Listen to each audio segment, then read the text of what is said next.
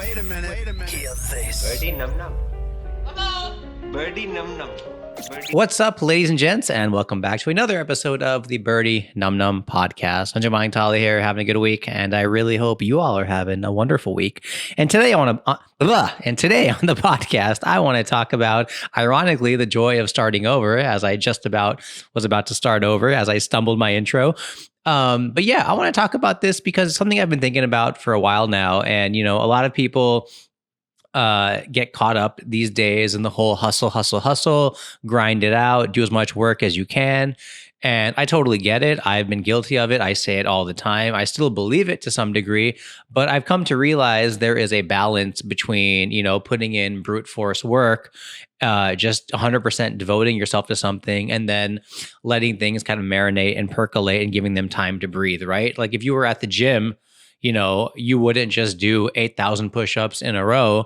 You would probably do 50 push-ups and then do something else and then take a break and then take a day or two off or whatever your workout was, and then rest, let your muscles regenerate, let your muscles kind of absorb that sort of workout. And then you would start over again, do it again, and kind of slowly increase your output that way, right? So, your mind kind of works in a similar way, right? Like with comedy, with whether you have a business, whether you're in a relationship, whether you like somebody, whether you're trying to write something.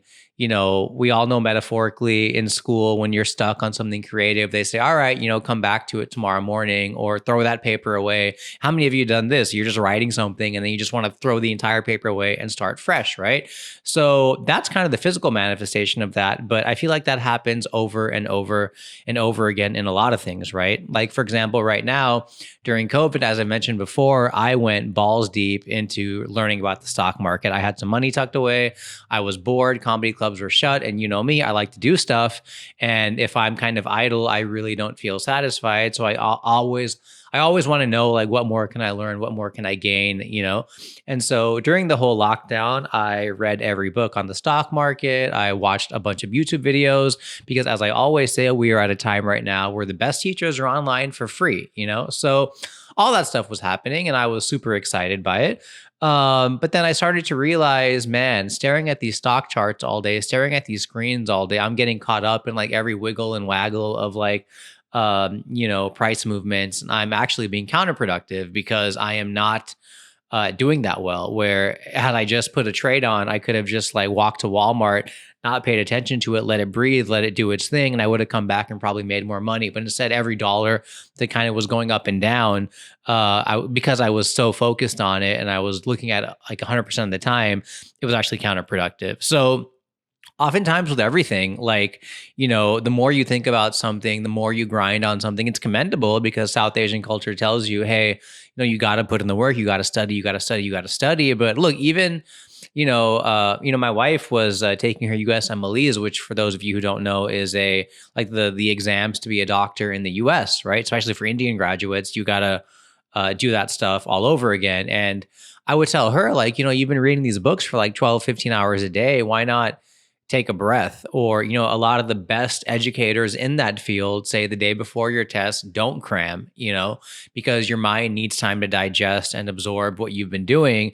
And slowly you'll recall things a lot better, or you'll be a lot more comfortable during the actual test. And so that's like so overlooked, I feel, right now, because it is hustle society, where everything seems to be like faster, quicker, more intense, and all that stuff. And I've actually come to realize what a lot of people don't tell you in that space is, if you're not kind of taking a step back, if you're not at least trying to reinvent something. Like, how many of you have ever done this, where you read a book and the book kind of went over your head because you were kind of getting distracted, or you weren't really paying attention, but you just told yourself, I got to finish this book. And then after that book, I'm on to the next one. Well, I've read like 20 books in a row over a course of like 20 weeks. And then I constantly find myself making the same mistakes, or going back into the same bad habits, or, not really feeling like I practiced what I read in those books until I read the book a second time. And when I read the book a second time, something weird happened. I read it a lot faster. It made a lot more sense to me because it was kind of in there, but it just needed to be cemented a bit. And no one's ever going to do this, right? Nobody wants to read a book twice. But I was like, wow, I could spend 3 hours or 30 hours reading this book, and those 30 hours would go to waste because on to the next book, and I would just forget everything that I learned in that book. Or I could spend 30 hours reading the book once, spend 10 hours reading the book a second time, and now that's going to last me a lifetime because it's like a lot stickier, and it's kind of more. I've sort of what's the word I'm looking for? Internalized it a bit more, So I don't even know if that's the right word, but you know what I mean, like. It's a lot more practical now. And I feel like I actually got experience out of that. Right. And so I don't think a lot of people do this, man. And I think there's some weird kind of thing that happens where people get caught up in like the rat race and the people don't understand that it's okay to admit you made a mistake or it's okay to want to start things over again. Like right now, I'm in Tennessee because for those of you who follow me actively, I moved here. And something interesting has happened to me with stand-up comedy because, I was in India for 10 plus years and a lot of my material was Indian stuff and a lot of my material was about things over there or Desi culture. And now I'm in Tennessee where I can't do that stuff. I can't talk about, oh, people in Chennai are like this, or I can't talk about Indian society as much, And so all my comedy muscles are still there, but a lot of the subject matter is kind of unusable. So I've had to start over with my material, and I've gone literally to a white piece of paper, and I've been talking about, okay, what can I do? What can I write jokes about? Can I write jokes about living in the South, living in America, being Indian in America? Can I write jokes about dating, Tinder, marriage, whatever? And it's been, dude, liberating because I was kind of stuck to a lot of my material that I wrote over the years in India because it was so hard to do it from scratch that, now I obviously like know how to ride a bike. I know how to do stand-up comedy, but I had no idea like where I was going. So I kind of felt like the bicycle was moving in circles. But because I've got that talent of balancing and, performing on stage or writing, it was just a matter of taking a step back, washing it all away, and kind of rebuilding it from scratch. And a lot of people will say this with anything, right? Like a lot of businesses, startup companies, they're so caught up in trying to do something they initially thought, that then they pivot into something else. Like I know PayPal, I believe initially all the engineers spent hundreds and thousands of hours trying to make it be this like software so that banks could transfer money to each other, or it was like an e-commerce thing, and then there was one functionality in it which allowed users to send each other money, and they had to pivot into that when somebody said, hey, let's start over, forget all that, but hey, this one thing that you guys do, which is sending money back and forth between two customers, that's cool. How do we explore that? So I may be butchering it, but I'm sure somebody can find the history of PayPal, how the actual company started as a feature of another product, right? So there's so much that we overlook when it comes time to that sort of stuff, right? We throw away a piece of paper, obviously, when we get stuck. We are told all the time to take a break, sleep on it. So I just think it's important for all of you to know that it is okay if you want to start over because you're not really starting over. You know what I mean? Everything that you did on round one is going to somehow become better and faster and quicker and more productive, and funner on round two, right? And dude, even the best movies, even the best books, the best videos you've seen, the best songs, they are constantly refined and they are constantly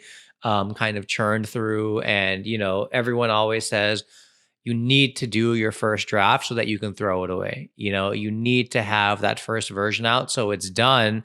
And now you can build on that rather than just, oh my God, it's done. And that's something a lot of people don't remember, like obviously with YouTube, with the way things are right now, things are totally different where we are so caught up in thinking everything is like immediate and everything is instant. And, I want to be a stand-up comedian. I want to be famous today. I want to be a writer. I want my book to be a bestseller today. But, Stephen King had a great book on writing where he just talked about writing draft after draft after draft after draft. And that art is kind of lost on some people. And, there's a flip side to that, which is you can kind of get used to failing so often. Like, stock traders get used to losing so often. It just becomes second nature. They're just happy when they break even, And in comedy, I have so many friends who are just used to like such bad shows. They're just happy when there's 3 people or 10 people or 100 people that they kind of keep the bar pretty low, right? And I'm sure a lot of us are stuck in jobs we don't like, but we're just happy that, okay, I got the promotion or whatever. But I just encourage a lot of you, like, please think about what it means to start over. Don't be afraid to start over. Don't be afraid to pick up a blank piece of paper. Even if, dude, if you're working on something right now and it's going fine, but you just feel like it could be better or you're stuck on it, start with a blank piece of paper and just write about it. Um, Creativity, people think it's like this like magical thing. They think it just comes to you. They think some people are just natural at it, but those people are practicing it. Even the best musicians, who you think have a natural ability, hell, even Adele and like these people, they're constantly practicing, right? To quote Allen Iverson from that funny NBA meme, practice, practice, right? So um, I don't know, man. There is something like the marginal effort it takes to start over, read a book twice or jot something down twice. Dude, I had this happen where I was doing a comedy set and I had my 40 bullet points of jokes I was going to do, and then I lost it. I forgot it at home. And then when I got to the show, I quickly had to rewrite it all by hand over again. And just the act of writing it down, pen to paper, cemented it in my head so much more because I exercised those synapses in my brain to recall what I wrote that morning. I was thinking of fresh tags in a new location, which is another thing. A lot of times if you're stuck and you want to start over, try a change of scenery. You don't have to go to like Ladakh or Hawaii or some fancy Bali, whatever, to like write your book. People who say I need to go to like Bali to write my book and be surrounded by like smoothie cafes and all that stuff, that's just an excuse. Like you could at least write the crappy version one of it in your lame city apartment staring out the window or some fancy wallpaper online. But sometimes a change of scenery helps, right? Sometimes a change of people helps. Sometimes, just completely dropping something, but telling yourself you're going to get back to it helps, right? So your muscles need time to breathe. Your mind needs time to breathe. Hell, not to be cheesy, but your heart needs time to breathe. And I promise you, for those of you who may feel stuck, for those of you who may feel like, I don't know what I'm doing, for those of you who are just frustrated potentially with whatever it is, life, love, work, romance, career, technology, et cetera, make yourself a promise, like, look, why does your company force you to take vacation? Use it or lose it, right? Because even corporate 500 companies know that employees need time away from work. Obviously, every boss is different, and sometimes you're on a crappy project, you can't do anything about it, but they know that if they don't have that time away from it, they're going to be less productive in the long run, right? So try to exercise this, in anything, right? Take a break from social media because you're burnt out by it and then come back to it. A lot of people are so caught up in like the Instagram algorithm, the YouTube algorithm. I need to post. And I'm sure that's kind of true to some degree, but I know a lot of these companies are shifting now to like wellness and shifting to a good user experience and something called creator burnout and stuff. And I'm sure they're also data driven, and they know that as long as somebody's posting and getting the engagement, they don't care. They don't care if they're posting once a day or once a week or whatever, as long as it's consistently good, So very hypocritical. I know I've been so bad on my own podcast, my YouTube channel. But I'm just telling it like it is, I'm like that teacher right now who's like, oh, I'm not famous. I'm not a big theater actor, but the right way to do drama is like whatever, which by the way, I want to take an acting class here in Memphis. So I know that's going to be funny if I'm just like randomly the old guy out of college, but that's just a side thing. And I got a puppy and he's making some noise. So I'll show you guys a video of him on my Instagram. But yeah, guys, please, even the dog, actually, to be honest, like, I've had 2 dogs before, and this time raising a dog, with the benefit of seeing how the experts do it on YouTube, as well as just seeing, what I learned with my first dogs, like don't let them on the furniture, or, when you get them around other dogs as fast as possible. Like there's so many things that, just repeating them and refining them and being happy to do them over again has like so much more increased effectiveness.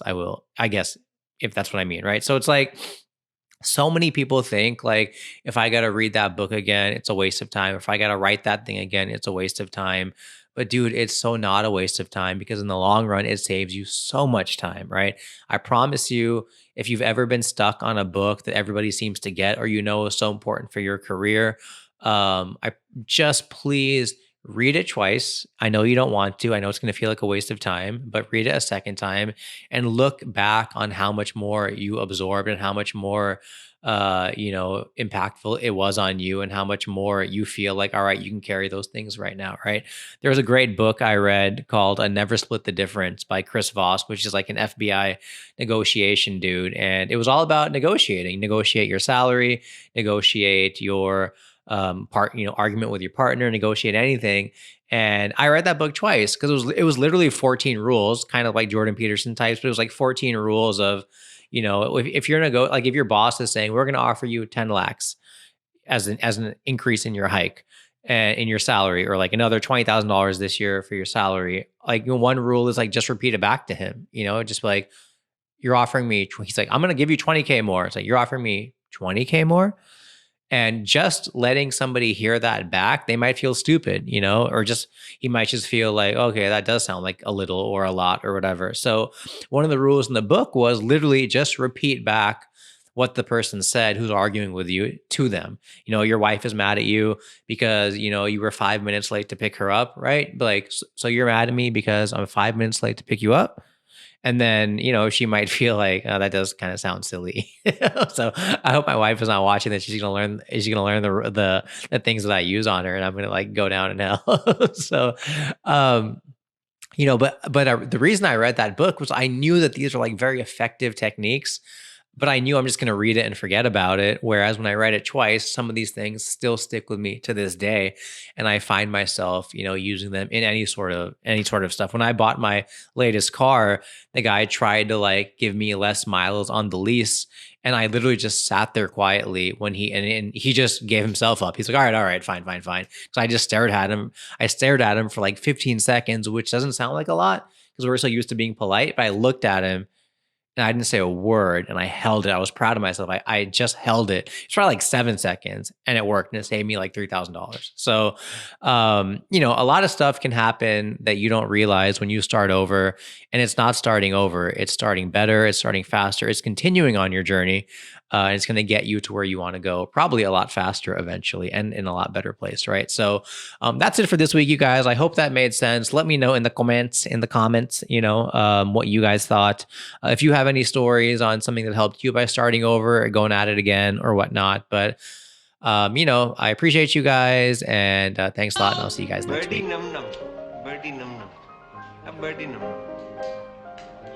num.